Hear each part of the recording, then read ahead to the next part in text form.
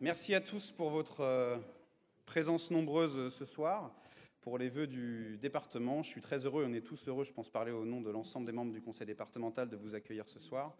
Je sais que monsieur le préfet est présent, monsieur le préfet de région, monsieur le préfet de département, donc merci à eux d'être là. Et puis je vais faire comme Pascal Lehongre le fait habituellement, je vais dire bonsoir à tous en vos grades et qualités, c'est plus simple, parce que sinon on risque d'oublier des gens, et vu que vous êtes nombreux, on va forcément vexer du monde, et voilà, ce serait dommage de gâcher bêtement la soirée.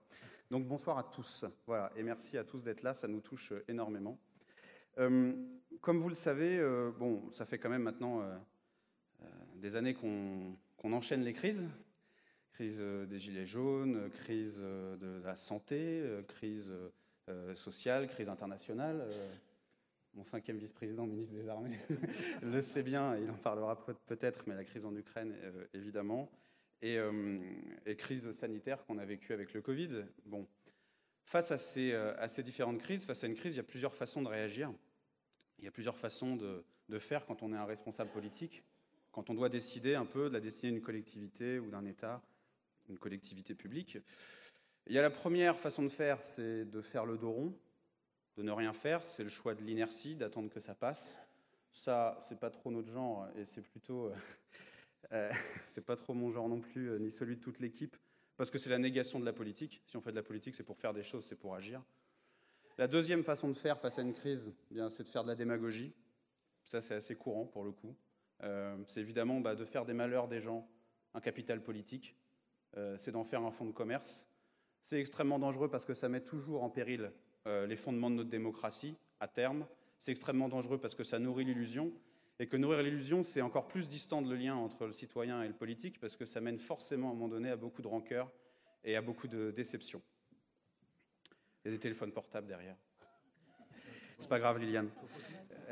Et puis... non, on rigole. Bon. Et la troisième solution, parce que moi, personnellement, et je pense que c'est le cas de personnes ici, j'ai pas fait de la politique pour soit ne rien faire, c'est-à-dire avoir les attributs du pouvoir sans l'exercer, c'est pas trop mon objectif, soit en faisant des promesses qu'on ne peut pas tenir. Donc la troisième solution, c'est tout simplement, face à un enquillement de crise comme ça, de lever le capot, de regarder le moteur, de mettre les mains dans le moteur et de considérer qu'à chaque problème, on doit pouvoir trouver une forme de solution et qu'à chaque défi, en face de chaque défi, on doit à un moment donné positionner des moyens pour répondre à ces défis. C'est juste le choix du pragmatisme. Alors forcément, ça fait peut-être moins rêver, mais je pense que c'est bien aussi de penser que pour redonner goût à la politique à nos concitoyens, on cherche peut-être moins à les faire rêver, mais déjà à faire quelque chose de plus simple, de plus direct, ne pas les trahir et ne pas les décevoir. Et déjà, une fois qu'on aura réussi à le faire, on aura fait un grand pas dans la confiance que peuvent avoir les concitoyens en nous. Donc le choix du pragmatisme. Alors concrètement, qu'est-ce que ça veut dire pour le département de l'Eure ? Eh bien, il y a différents sujets, et à chaque sujet, on apporte une réponse. Je vais prendre d'abord le sujet de la santé. J'ai pas vu Anne Terlez, mais elle doit être là quelque part. Non. Elle est malade. Ah bah, justement. C'est bien, on rigole ce soir. Comme quoi. Eh bien, c'est bien. Eh bien, on parlait de la santé sans Anne Terlez qui est malade.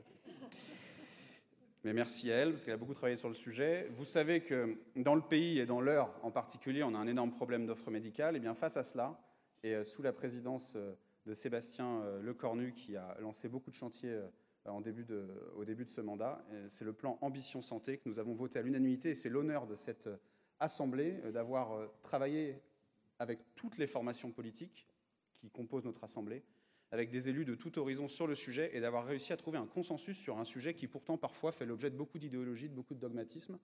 Et on a voté collectivement à l'unanimité un plan de 2 millions d'euros par an du département de l'Eure, qui consiste à créer un centre de santé départemental, à expérimenter le médicobus, à mieux accueillir, cher Christophe, qui lui est là pour le coup, j'espère qu'il n'est pas malade, les étudiants en médecine sur le territoire, et à mieux déployer aussi les solutions de télémédecine sur le territoire. Alors là aussi, attention, quand on fait ce genre de plan, il faut bien savoir à quoi on s'engage et ne pas promettre n'importe quoi. Est-ce que ce plan Ambition Santé va régler totalement la question de la démographie médicale sur le territoire ? Non. Est-ce qu'il va améliorer la situation ? Certainement, et ça c'est notre engagement de faire le maximum et d'améliorer tel qu'on le peut. Mais attention à ne pas faire de promesses beaucoup trop hâtive et qui, encore une fois, générait de la déception. Par contre, c'est un plan ambitieux, un plan innovant, et on en attend beaucoup, et il va commencer à se déployer cette année. Ensuite, le département de l'Eure, si on pose les sujets, a un sujet d'attractivité et d'identité. Alors, on dit chaque année, on le dit depuis longtemps, on le sait, mais là, on a voté, on va mettre en place en mars un outil pour répondre à cet enjeu. J'excuse Thomas Elexhauser qui n'est pas disponible pour des raisons personnelles ce soir, mais il préside Eure Tourisme, et Eure Tourisme va se transformer en agence d'attractivité. Qu'est-ce que ça signifie? Ça veut dire qu'on va traiter l'attractivité pas seulement pour les touristes de passage, mais l'attractivité... Ah, le plan santé arrive, ok. Le premier effet du plan santé, c'est la résurrection de notre vice-présidente. Merci. Vous voyez, des effets immédiats. L'agence d'attractivité, ça permet de traiter l'attractivité sous tous ses aspects. Comment on attire des professions qualifiées, comment on attire des investisseurs, comment on attire des entreprises. Et donc, en effet, on va créer cette agence pour traiter toute la chaîne de l'attractivité, comment ces gens se logent, où ils s'installent, les prendre en main, comment on les attire mieux. L'Eure a énormément d'atouts qui méritent d'être valorisés, mais aujourd'hui, on doit mettre plus de moyens pour ce faire. Ensuite, on a le sujet de l'éducation. Comme vous le savez, la Normandie est frappée par un taux d'illettrisme et l'Eure aussi un peu supérieur à la moyenne. On avait dans le département aussi des collèges et des écoles qui méritaient des travaux, qui méritaient d'être rénovés. Florence Gauthier est présente et elle est vice-présidente sur ces questions. Eh bien, face à cela, nous avons lancé un plan collège dès le début du précédent mandat, un plan collège sans précédent qui a permis de rattraper le retard sur beaucoup de collèges et qui continuera cette année et sur ce mandat. Et nous avons aussi voté un dispositif qui s'appelle Mon école, mon avenir, et qui permettra de mieux soutenir les communes dans leurs projets de rénovation scolaire. Nous avons aussi, dans le cadre de la lecture publique, et c'était sous l'impulsion de Sébastien et de Pascal, qui m'a précédé aussi à ce poste, lancé une politique ambitieuse de lecture auprès de nos collégiens, en distribuant des livres à tous nos collégiens tous les ans, voilà, pour leur permettre de prendre goût à cette lecture. C'est aussi armer nos médiathèques pour permettre à ceux qui ont plus de difficultés à lire d'avoir des espaces dédiés à ces personnes, c'est-à-dire les gens qui ont du mal à lire. Eh bien aujourd'hui, dans des médiathèques et le département de soutien, il y a des espaces faciles à lire. C'est des livres qui ressemblent à des livres tout à fait normaux, classiques, mais qui sont adaptés pour des gens qui ont moins de vocabulaire. Et tout simplement, ça leur permet d'avoir accès, de ne pas avoir honte et de sauter le pas, de passer l'entrée de la médiathèque. Et donc sur toutes ces questions, on fait un choix très volontariste d'améliorer l'accès à la lecture et à la culture. Ensuite, nous avons aussi un énorme sujet qui est national, départemental, qui est celui du développement durable. Un enjeu que tout le monde a bien compris aujourd'hui. Eh bien, le département de l'Eure a voté, là aussi, à l'unanimité. Et c'est la grandeur de ce type d'institution d'arriver à faire consensus sur des sujets qui, parfois, au niveau national, cher Sébastien, font moins consensus. Eh bien, nous avons voté un plan développement durable avec, évidemment, Myriam Dutheil, la vice-présidente consacrée, qui l'a présenté, qui consiste quand même à un plan vert qui sera, monsieur le préfet, je vois personne parce que j'ai des spots dans la tête, mais où est le monsieur préfet? Il est juste là. Évidemment, je le cite aussi parce que l'État met beaucoup de moyens sur le fonds vert, et donc qui sera évidemment complémentaire de ce fonds, mais c'est quand même 50 millions d'euros positionnés par le département sur ces sujets. C'est aussi des bâtiments, cher Gérard Chéron, qui seront mieux isolés, à commencer par ce bâtiment-ci. Je sais que ça tient à cœur de Sébastien de rénover le bâtiment dans lequel nous sommes aujourd'hui. Vous imaginez bien, vu l'aspect, la verrière, etc., le problème que ça peut poser et la passoire énergétique que ça peut être. Donc la volonté sur ce mandat, c'est d'en faire un bâtiment et d'y mettre les moyens pour, absolument exemplaire en termes de transition écologique. Cher Jean-Paul, il y a aussi la question de l'agriculture. Tout ça ne peut pas se faire sans les agriculteurs. Je remercie d'ailleurs les représentants et les agriculteurs qui sont ici présents ce soir.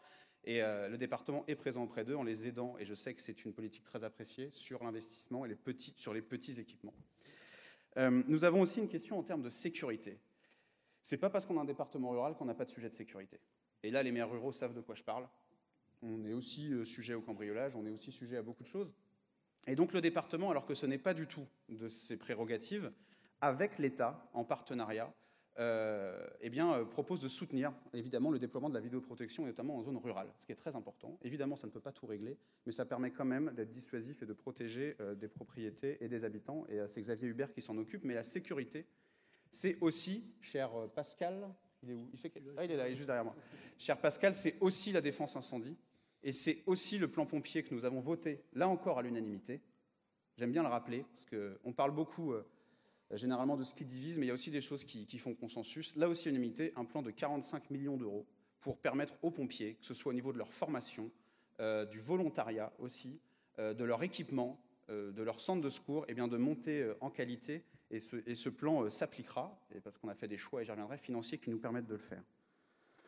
Il y a aussi la question des communes rurales qui sont confrontées à une complexité, comme en fait les entrepreneurs, un peu comme tout le monde, c'est la fameuse complexité administrative.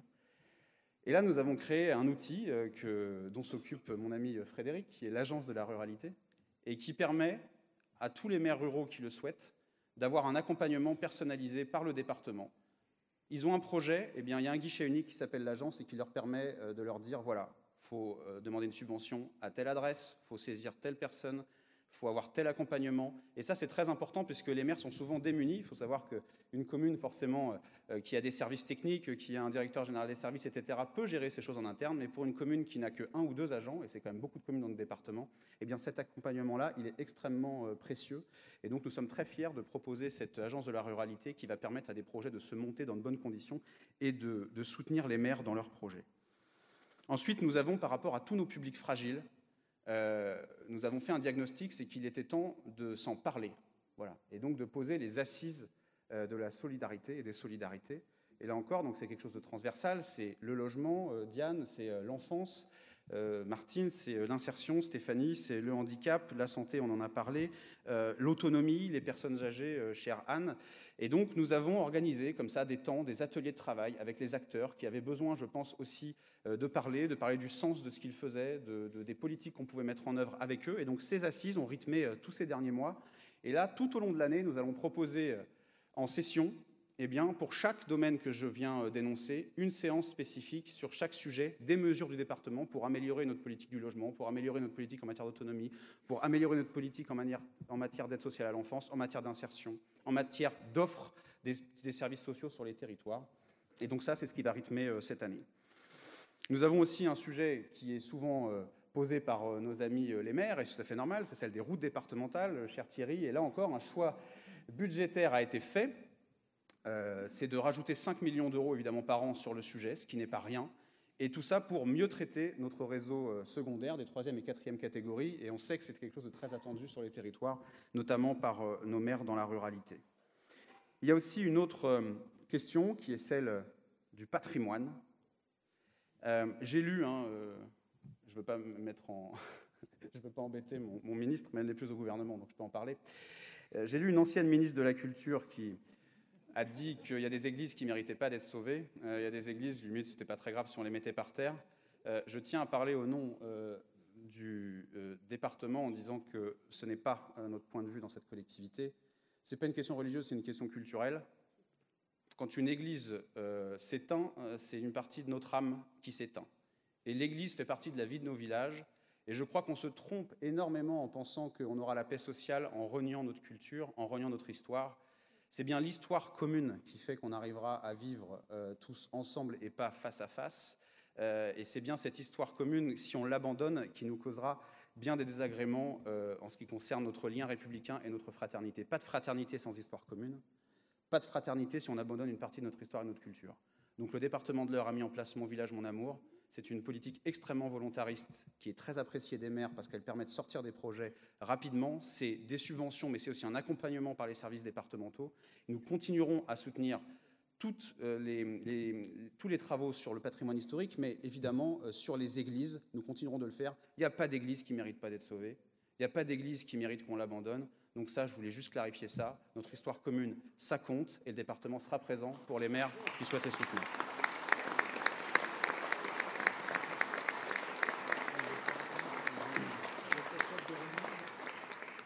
Enfin, le RSA. Donc là, je suis content que le préfet de département et le préfet de région soient là, parce que là, pour le coup, c'est une politique qui va être partagée, chère Stéphanie. On visitera demain Job 27 et on fera notre temps France Travail avec monsieur le préfet de l'Eure. Comme vous le savez, il y a une expérimentation qui est proposée par le gouvernement, qui est une expérimentation qui consiste à tester l'idée d'une forme de contrepartie au RSA, ou en tout cas que les allocataires du RSA restent et soient maintenus en activité. Alors pour nous, c'est extrêmement important. Nous avons répondu à cet appel à projet et nous faisons partie des départements, n'est-ce pas? Nous avons été retenus. C'est bien fait. Bizarrement. Curieusement, nous avons été retenus. Oui, c'est tout à fait mérité. Alors, juste pour préciser, non, mais ça correspond aussi à notre histoire. C'est-à-dire que lorsque Jean-Louis Destan était président du département, déjà, le département de l'Eure faisait partie des départements expérimentateurs sur le RSA, et donc c'est tout à fait logique qu'on continue dans cette lancée. Pourquoi c'est important pour nous? C'est parce qu'il y a 2 points. Et la question, c'est pas du tout la volonté, et ce ne sera pas le cas, de stigmatiser telle partie de la population, etc. C'est juste une question de principe, en effet. On est dans une société où on parle beaucoup des droits, toute la journée.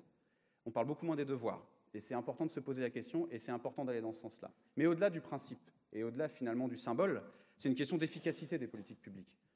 Le plus longtemps un allocataire du RSA sera loin de l'activité, activité c'est pas forcément une activité dans une entreprise d'ailleurs, ça peut être un engagement au sein d'une association, etc.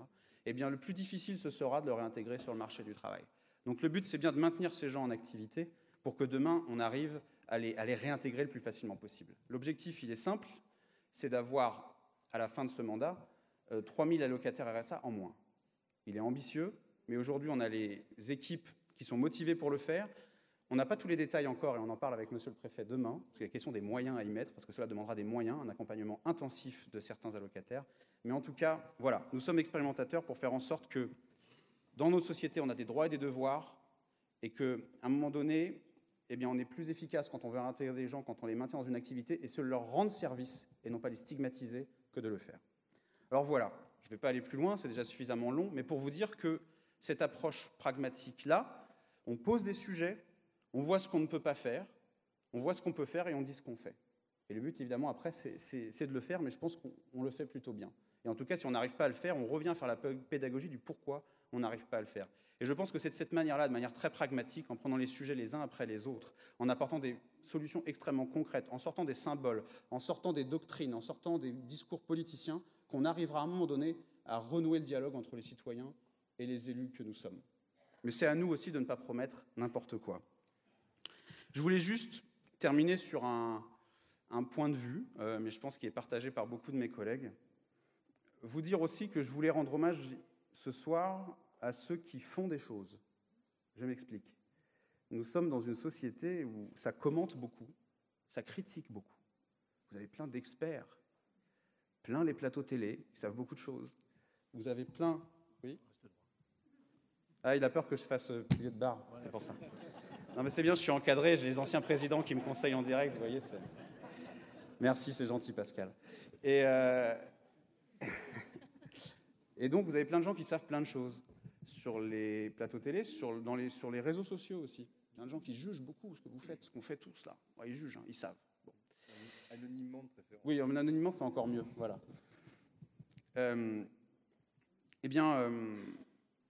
Moi, je pense qu'on commande beaucoup trop et on ne valorise pas et on ne parle pas assez de ceux qui font des choses. Voilà. Et ceux qui font des choses, ça signifie quoi? Ça signifie déjà les travailleurs, salariés, qui se lèvent le matin, qui font cet effort-là, qui le font parce qu'ils veulent une vie digne, parce qu'ils veulent donner un avenir à leurs enfants.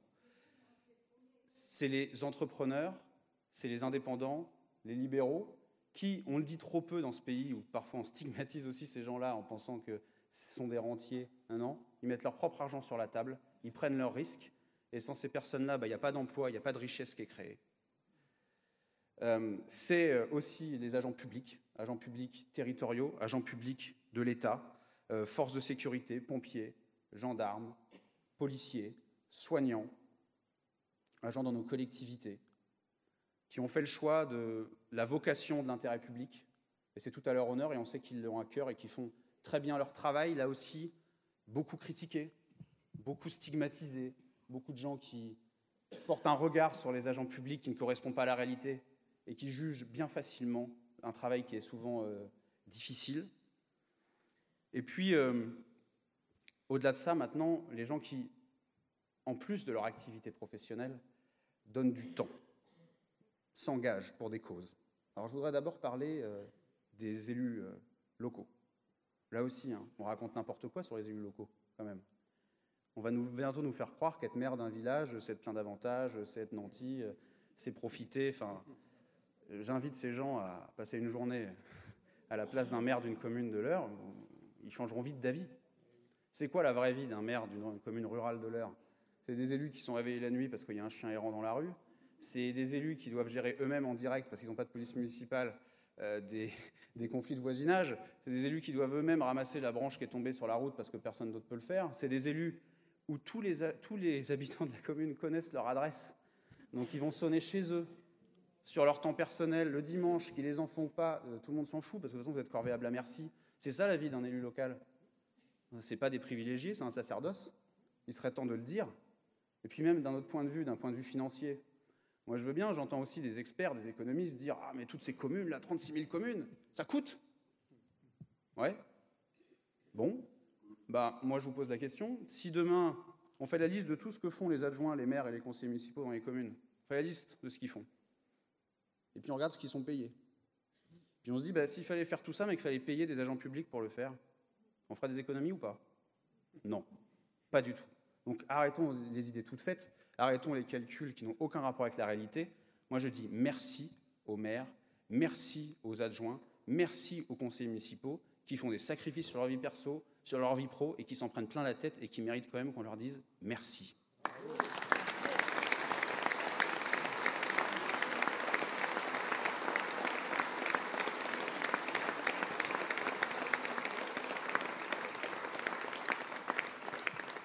Et puis, au-delà de ça, il y a encore une autre partie de la population, c'est les bénévoles. Voilà, pareil, il ne faut pas croire, les bénévoles, ils s'en prennent plein la tête pareil. Vous organisez la tombola le dimanche, il y a toujours quelqu'un qui va vous dire que ça ne va pas. Les lots, ils ne sont pas bons, et puis il ne fallait pas le faire ce jour-là, puis la salle, elle n'est pas aménagée comme il faut, puis machin. C'est-à-dire que vous faites ça gratuitement, vous faites ça sur votre dimanche, et il y a quand même des gens pour vous dire que ce n'est pas bien fait. Bon, c'est bien. Donc je pense quand même...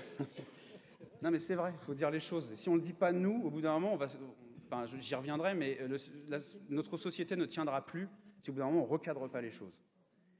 Et donc ces bénévoles-là, bénévoles dans les associations culturelles, dans les associations caritatives, sportives, l'éducateur ou le coach d'une équipe de foot qui, le dimanche, va emmener les gamins à l'autre bout du département, il n'est pas obligé de le faire.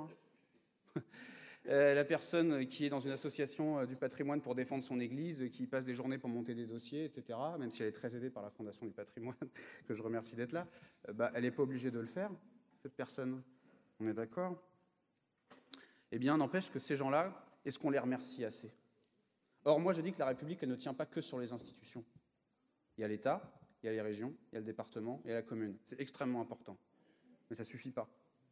Notre société, elle tient parce qu'il y a aussi tout un tas de personnes qui sont engagées autrement, en dehors de ça. Et que c'est à nous, et d'ailleurs je propose que le département, assez rapidement, propose des mesures, des dispositifs pour mieux valoriser, pour mieux former, pour mieux reconnaître le rôle de ces bénévoles. Parce que si on ne dit pas merci à ces bénévoles-là, c'est la République aussi qui est en danger, parce qu'à leur manière, ils participent à la vie républicaine, et à leur manière, ils donnent du service public, même si ce n'est pas des collectivités en tant que telles. Donc ces gens-là, ils ne sont pas obligés de faire ce qu'ils font. Ils le font parce qu'ils ont la foi. Ils le font à contresens total de la direction que prend la société. Et le Covid n'a pas arrangé. Le repli sur soi devient extrêmement inquiétant. Et donc ces gens-là, ils sont à contre-courant de tout. Eh bien, ils méritent aussi d'être profondément remerciés pour tout ce qu'ils font. Et que, je vous le dis, si on ne le fait pas, qui voudra demain s'engager? Si on ne remercie pas, qui demain voudra prendre sur son dimanche pour emmener les gamins au foot? Si on ne remercie pas, qui demain va vouloir prendre la mairie de 400 habitants où on se n'est dérangé quasiment tous les soirs? Qui le fera? Personne ne voudra plus le faire. Donc mon message, c'est que c'est un message quand même d'optimisme. Ça veut dire que ces gens-là, ils existent aujourd'hui. Cette énergie-là, elle existe aujourd'hui. Quand on va sur le terrain, on voit des gens motivés, passionnés. Il y en a plein cette salle. Mon message, c'est juste qu'aujourd'hui, je suis optimiste. On l'est tous, on peut tous l'être, il faut qu'on continue de l'être. Pour continuer de l'être, il faut qu'on continue à créer des vocations. Pour créer des vocations, il faut simplement être poli et dire merci. Merci à vous. Bonne année.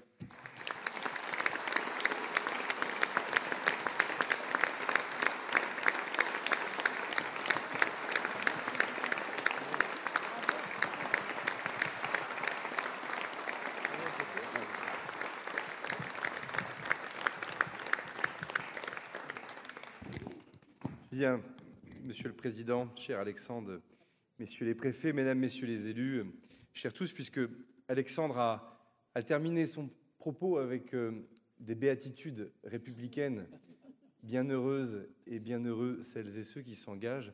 J'aimerais avoir un mot amical particulier pour notre préfet de région, Pierre-André Durand, préfet de la Seine-Maritime, préfet de la région Normandie, qui a été nommé ici il y a maintenant de cela quelques années, dans des conditions difficiles, puisque seulement quelques jours après votre nomination, nous avons connu l'épreuve difficile de Lubrizol. S'en est suivi évidemment le Covid, de nombreuses crises. Vous avez fait face au nom de l'État dans votre département et dans notre région Normandie, et le président de la République a décidé de vous faire une nouvelle fois confiance en vous nommant préfet de la très belle région Occitanie, préfet de Toulouse.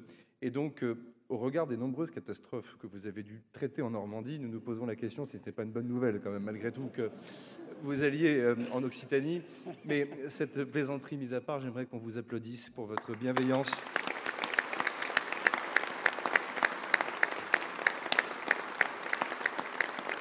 Et de ce qu'a dit Alexandre, cela vaut au fond pour l'ensemble de celles et ceux, en uniforme ou non, qui font le choix du service public, puisque là aussi on a la fonction publique que l'on mérite, et donc bienheureuses et bienheureux celles et ceux qui choisissent l'engagement pour le service des autres, que cela soit dans la fonction publique hospitalière, territoriale, mais aussi celle de l'État. Merci, monsieur le préfet, cher Pierre-André.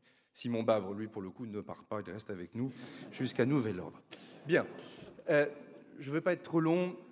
Alexandre est revenu avec justesse et le talent qu'on lui connaît sur la chronique, au fond, de ce que nous souhaitons faire avec notre majorité, mais aussi, ça a été dit, j'y reviendrai d'ailleurs, avec la minorité départementale, au service des 600 000 Euroises et Eurois, dans une aventure débutée il y a maintenant de cela effectivement quelques années, en 2015. La feuille de route, elle est tracée, elle s'inscrit dans cette continuité. À vrai dire, elle est aussi largement remise à jour des nombreux défis que notre société, notre temps peuvent nous donner. Moi, j'aimerais tout simplement commencer par présenter mes vœux aux conseillers départementaux de l'Eure, tout simplement à cette majorité qui me fait confiance depuis 2015, qui m'a fait confiance en 2017, ainsi qu'à Pascal dans un moment de transition, de nouveau fait confiance en 2021, au moment où les Euroises et les Eurois nous ont renouvelé, même élargi cette confiance, et encore récemment dans cette transition avec Alexandre. Et cela démontre qu'au fond, il n'y a pas d'action politique sans amitié, sans solidité dans les rapports humains que nous avons avec les uns et les autres. Et moi, je peux témoigner de la fierté que nous avons d'avoir ici une équipe soudée, engagée et honnête. Donc j'aimerais qu'on puisse applaudir les conseillers départementaux également de l'Eure, avec un message pour les élus de l'opposition. J'ai croisé Arnaud Levitre, j'ai croisé Francis Courel, quelles que soient les divergences d'opinion. Nous avons des conseillers départementaux de la minorité qui ont la République chevillée au corps, qui aiment leur département et qui défendent des valeurs républicaines en dépit de désaccords politiques et qui le font avec le sens de l'intérêt général. Et de cela aussi, il faut évidemment vous en être reconnaissant. Vœux aux agents du conseil départemental. Ils sont nombreux, parfois pas assez, à vrai dire, au regard des tâches et des missions importantes qui leur sont confiées. C'est vrai également des sapeurs-pompiers professionnels et volontaires du SDIS, établissement public qui fait l'émanation du conseil départemental. Et là aussi, l'ensemble des agents, une cérémonie de vœux dédiée leur est consacrée, je crois, dans quelques temps, lundi. Et donc je veux aussi publiquement à mon tour leur dire toute ma gratitude pour avoir été par 2 fois leur autorité territoriale, de dire que cette collectivité compte une ressource humaine particulièrement riche et rare, fragile, qu'il convient justement de choyer et de prendre soin, et je peux en témoigner. Je vais, au fond, ne pas revenir sur ce qu'a dit Alexandre et tenter de le compléter. Il faut souvent, ou parfois en tout cas, enfin pas trop souvent, démissionner d'une fonction pour essayer, au fond, de prendre du recul et de se dire qu'est-ce qu'on cherche à faire. Et dans la voiture, là, je me disais, mais je vois bien la feuille de route, je vois bien les chantiers. Le risque, d'ailleurs, c'est de les réussir parce que ça amènera d'autres chantiers. D'autres, en revanche, c'est un éternel recommencement. Je pense qu'il y a 30 ans, on parlait des routes départementales. Je vais vous faire cette annonce. Dans 30 ans, on continuera de parler des routes départementales. Donc, il y a des chantiers qui, malheureusement, suscitent cette humilité dans laquelle il faut recommencer sans cesse. Mais au fond, je me dis, mais j'ai été élu dans cette maison, j'avais 28 ans. Qu'est-ce qu'on cherche à faire ici? Comment je peux l'expliquer? La première des choses, et je crois que c'est notre marque de fabrique, en tout cas j'en forme le vœu, c'est évidemment de fédérer et de rassembler, je vais le dire clairement, un département qui en a bien besoin. Un département dont l'unité géographique n'est pas si évidente. Quand il est urbain, il est très urbain, avec des problématiques digne de communes que l'on pourrait retrouver dans des banlieues de Paris, de Lyon ou de Marseille. Lorsqu'il est rural, il est très rural, avec toute la pauvreté que l'on peut retrouver en milieu rural, l'enclavement, les enjeux d'accès aux services publics. Quand le département il est industriel, il est très industriel, avec des industries de pointe. Je ne vais pas tous les citer, mais enfin, comment ne pas mentionner l'aérospatiale, l'aéronautique, la chimie, la pharmacie, les sous-équipementiers, équipementiers automobiles. Mais quand il est agricole, il est véritablement agricole. D'ailleurs, avec une agriculture qui est fondamentalement diffuse, fracturée, parce que la filière lin, c'est pas la même chose que l'élevage, qui n'est pas la même chose que la pomme de terre ou les betteraves que Alexandre peut connaître sur le plateau du Vexin. Donc, cette réalité-là, elle fait au fond que il n'y a pas beaucoup d'institutions qui peuvent essayer de faire une unité départementale et d'essayer d'avoir des politiques publiques qui soient aussi efficaces à Évreux, à Vernon, ou à Montreuil-l'Argilé, ou à Tiberville. Et au fond, les deux entités, je le dis très directement, qui sont capables de le faire, c'est l'État, parce que c'est notre histoire, et que l'histoire de la République et l'histoire de la nation, c'est faite par l'État. Et d'ailleurs, l'État a précédé la nation a précédé l'État. C'est le charme de notre histoire républicaine. Et l'autre institution, c'est précisément le Conseil départemental, puisqu'elle puise aussi sa légitimité dans la même histoire républicaine de la Révolution française, de l'Empire, dans lequel les paroisses sont devenues, ou les communautés de paroisses sont devenues des communes, et dans lequel les diocèses ou les archidiocèses sont devenus des départements avec un préfet voulu par Bonaparte, mais aussi d'ailleurs par un conseil départemental qui n'avait pas complètement cette forme, et ensuite 1981 et un certain nombre de réformes de décentralisation qui a permis de donner une consistance historique à ça. Et au fond, dans l'heure, cette exigence est encore plus forte puisque le département ne se rassemble pas géographiquement, et j'ai bien peur que nos assises de solidarité aient démontré qu'il ne se ressemblait pas et donc se rassemblait difficilement sur le terrain social. C'est un peu comme Louis de Funès dans La folie des grandeurs. Les riches sont faits pour être très riches et parfois les pauvres très pauvres. Soit les gens ont des accès faciles à un certain nombre de services publics ou de soins, je le disais, soit au contraire, ils ne l'ont pas. Les parcours sont très divers entre eux. Alexandre a parlé d'illettrisme, on pourrait parler d'autres indicateurs sociaux qui sont tout à fait préoccupants pour les uns et en même temps particulièrement encourageants pour les autres. Je parlais d'économie, des faiblesses et des fragilités structurelles invraisemblables et en même temps aussi des opportunités nationales, parfois même européennes d'ailleurs, sur un certain nombre de secteurs. Cette réalité-là fait que le conseil départemental, c'est le jaune d'œuf dans la mayonnaise. C'est ce qui essaie de faire cette fédération de politique publique, et c'est aussi une réalité institutionnelle, mesdames, messieurs les maires et présidents d'intercommunalités. Au fond, aucune commune et aucune intercommunalité, peut-être à la différence de la Seine-Maritime, n'est suffisamment grosse pour remporter un rayonnement sur l'ensemble des 600 000 habitants. C'est ce qui avait fait dire à notre ami et collègue Jean-Paul Legendre qu'au fond, ici, le conseil départemental pouvait avoir une vocation de métropolisation rurale pour essayer de faire converger, y compris sur le terrain fiscal, y compris sur les politiques publiques d'aménagement du territoire, cher Frédéric. Et ça, c'est un devoir parce que c'est aussi une des ruptures que nous avons tenté aussi d'incarner, sûrement avec des échecs, sûrement avec des faiblesses, sûrement trop lentement aux yeux de certains, mais c'est de se dire que ce qui se passe dans Évreux ne doit pas être complètement à l'opposé de ce qui se passe dans une commune rurale. Alexandre a parlé de beaucoup de politiques publiques qui me soit permis, puisque je n'étais pas que président du conseil départemental, j'étais aussi président du conseil d'administration du service d'incendie et de secours, avec Pascal, qui connaît ces dossiers avec quelques autres très très bien. Comment tolérer, et je le dis quelques jours après un drame, et monsieur le maire de la commune dans le canton de Pont-de-Mer est ici avec nous, avec un drame terrible la veille de Noël qui nous a tous prodigieusement secoués. Comment peut-on avoir un incendie qui peut être arrêté plus lentement dans une commune rurale de l'ouest du département que dans une commune urbaine ou rurale de l'est du département? En 2022-2023, personne ne peut l'accepter. Et donc, au fond, cette fédération, cette capacité à rassembler, c'est ce qui guide, c'est le premier fil d'Ariane qui guide fondamentalement notre action publique.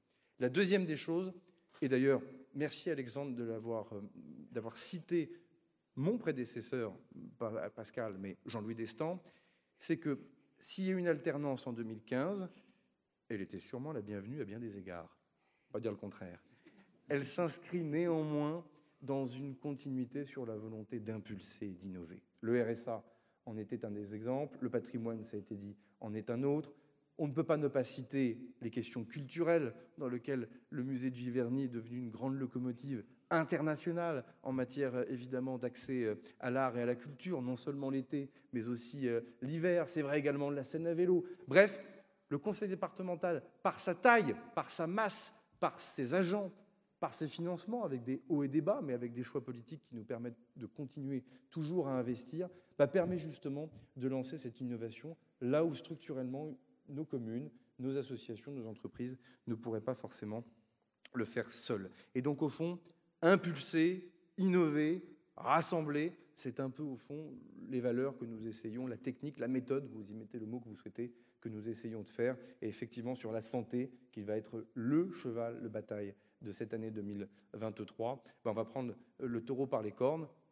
Non pas que des choses n'ont pas été faites par les uns et les autres, conseil départemental de l'Eure compris ces dernières années, c'est juste un choix politique qui consiste à dire on va peut-être moins d'argent sur certaines politiques publiques parce que la santé est désormais la mère des batailles en ce moment sur lesquelles nous serons jugés. Et je crois que les différents résultats électoraux derniers nous rappellent cette impérieuse nécessité désormais d'avoir des résultats rapidement. Là aussi, les conseilleurs ne sont pas toujours les payeurs, mais en tout cas, nous nous y mettons. Enfin, peut-être le troisième valeur, système de valeurs sur lequel nous souhaitons évidemment aussi imprimer, c'est incarner. Incarner et marquer. Un territoire qui, au fond, est méconnu. Je l'ai souvent dit à cette tribune chaque mois de janvier, à chaque vœu, donc c'est donc un constat d'échec, puisque si je dois vous le redire encore ce soir, c'est qu'il faut remettre ça aussi sur le métier. Mais il est évident que l'Eure souffre d'un manque de notoriété. Encore aujourd'hui, je passe beaucoup trop de temps à expliquer que Dreux n'est pas dans le même département qu'Évreux, que l'Eure n'est pas l'Eure-et-Loire, que Giverny n'est pas dans les Yvelines, et que, mine de rien, de cela, il dit quelque chose aussi sur l'attractivité du département. C'est vrai en matière économique, c'est vrai aussi pour pouvoir des postes, que cela soit d'ailleurs dans la sphère publique, y compris d'ailleurs pour nos militaires. Je salue la colonelle commandant la base aérienne.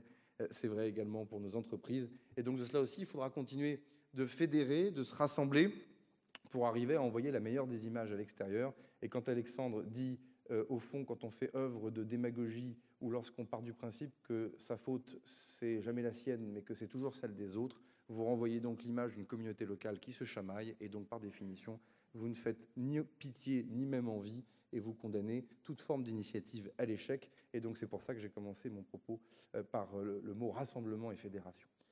J'ai promis de ne pas être trop long, mais je veux être complet quand même en formant un dernier vœu pour le pays. Et donc notre France, je suis frappé de voir que dans nos cérémonies de vœux, parfois, on ne parle pas assez du pays. La commune n'est pas une île détachée de son pays. Le département n'est pas une île détachée de son pays, de sa nation et donc de la République. Voilà maintenant plus de 7 mois que le président de la République m'a fait l'honneur de me confier des responsabilités qui, au fond, n'ont pas de comparaison avec celles que j'ai pu occuper auparavant, et pour autant, je rentre dans ma 6e année comme membre du gouvernement. Je peux vous dire, pour avoir fait 26 pays en 6 mois, que la France est encore attendue et regardée. Et que ce qui me frappe et ce qui me rend triste, c'est de voir au fond que les étrangers attendent et ont une envie de France qui est parfois beaucoup plus grande, beaucoup plus forte et beaucoup plus belle que les Françaises et les Français eux-mêmes. Et j'aimerais que vous méditiez, parce que vous me connaissez depuis longtemps, et donc prenez-le comme un témoignage, une invitation à la réflexion que je vous adresse directement. Je vous invite à réfléchir à cela, à l'héritage que nous devons aux grands anciens, et je le vois dans mon domaine et dans mon secteur, ce que nous devons au général de Gaulle, à Pierre Messmer, évidemment à Michel Debré, à Georges Pompidou et à d'autres, c'est de se dire que ceux-là ont toujours vu la France comme étant plus grande qu'elle ne l'était vraiment, tout simplement parce que dans le regard des autres, ils la voyaient à sa juste place. Et au fond, ils ont toujours fait en sorte de vivre un tout petit peu au niveau de notre standard sûrement réel pour emmener et obliger les Français à penser de la même manière. Et d'ailleurs, il faut le reconnaître, cette vision de la résistance gaulliste était bien souvent en rencontre d'une vision que les résistants communistes pouvaient avoir de leur pays. Et donc, moi, je forme ce vœu que nous regardons le pays pour ce qu'il est. De là où je suis sous l'autorité du président de la République, je me donnerai à fond. Comme vous savez que je peux le faire, en tout cas j'essaie de le faire toujours, pour essayer de garantir le succès des armes de la France, comme le dit la très jolie formule. Et puisque tout le monde regarde avec réalité et raison la force du peuple ukrainien et sa résilience, comme on aime à prononcer ce mot, j'invite tout à chacun à faire sien de cette réflexion pour en tirer des conclusions pour nous-mêmes, en tant que citoyens, pour notre pays, pour la République et pour la France. Belle année 2023 à toutes et à tous. Vive le département de l'Eure, vive la République et vive la France.